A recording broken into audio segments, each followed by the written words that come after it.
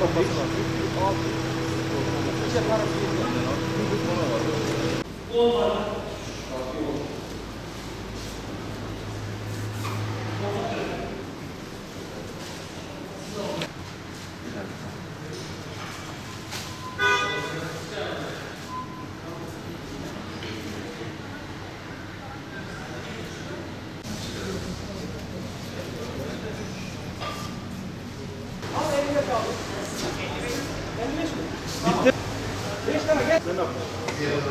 Topladım.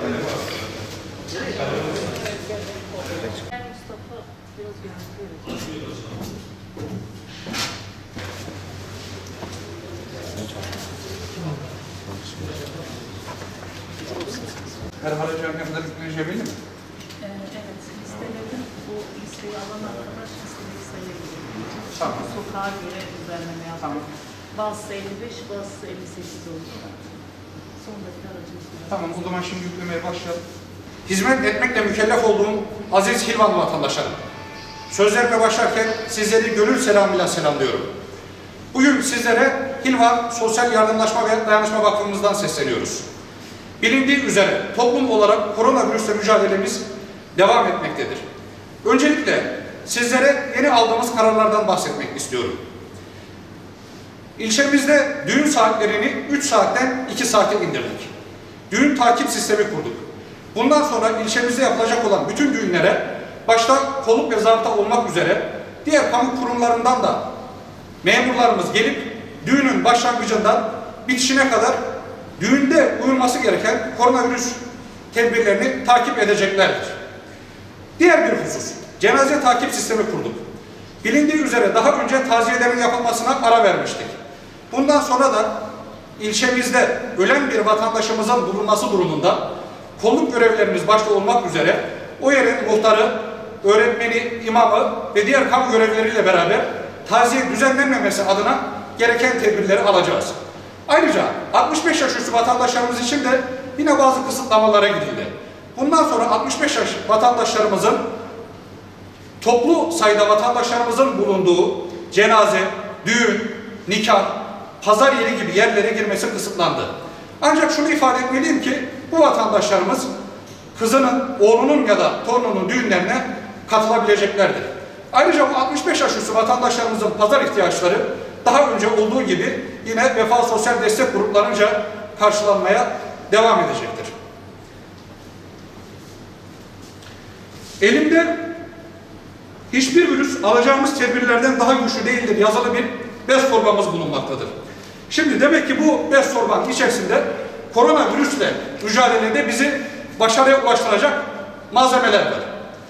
Öncelikle bugün kurmuş olduğumuz 10 ekiple Hilvan merkezinde toplam 600 ailemize 50 adet maske ve 1 litre dezenfektan dağıtımı yapıyoruz. Sayın Cumhurbaşkanımızın söylediği TMM kısaltmasında olduğu gibi temizlik, maske, bunu biz veriyoruz. Vatandaşlarımızdan da sosyal mesafelerine dikkat etmelerini istiyoruz. Maskelerimiz Halk Eğitim Merkezi Müdürlüğü'nce üretilmektedir. Bu üretimi gerçekleştiren Hilvanlı kadınlarımıza can yürekten teşekkür ediyorum. Bundan sonra belli periyodik aralıklarla 3294 sayılı kanun kapsamında bulunan Hilvan'daki tüm fakir fukara vatandaşlarımıza maske ve dezenfektan dağıtımına devam edeceğiz. Bu faaliyetin düzenlenmesinde bizlere araç ve personel temin ederek en büyük kolaylığı gösteren ve hiçbir fedakarlıktan kaçınmayan Hilvan Belediyesi'ne, Sosyal Yardımlaşma ve Dayanışma Vakfımıza, Hilvan Halk Eğitim Merkezi Müdürlüğü'ne teşekkür ediyorum. İnşallah devlet ve millet el ele vererek bu koronavirüs vakasını yeneceğiz. Şeyh Edebali Osman Gazi'ye insan yaşat ki devlet yaşatsın diyordu. Biz de bu anlayışla insanımızın sağlığı için tüm gücümüzle çalışmaya devam edeceğiz. Sağ olun, var olun. İlçe Kaymakamımız Coşkun Bey geldiğinden beri hızlı bir şekilde özellikle bütün konularda olduğu gibi bu koronavirüs konusunda da çok güzel bir çalışması var.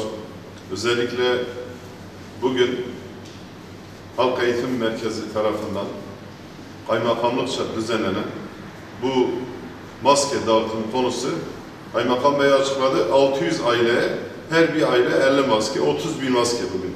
Doğru. Bütün ilçedeki kamu kurumları olarak ortak bir şekilde dağıtımı yapılacaktır. Koronavirüs, maske, sosyal mesafe, hijyenik. Bu konulara dikkat ettiğimiz zaman ilçemiz huzur ve güven içerisinde sağlıklı bir şekilde bütün vatandaşlarımız, herkes işine sabahleyin gidip akşam evine dönecektir. Bundan dolayı Sayın Kaymakamımızın, diğer bütün büro amirlerimizin bu titiz çalışmalarından dolayı kendilerine teşekkür ediyorum. İlvan halkına sesleniyoruz. Lütfen bu konuda buralara uyalım.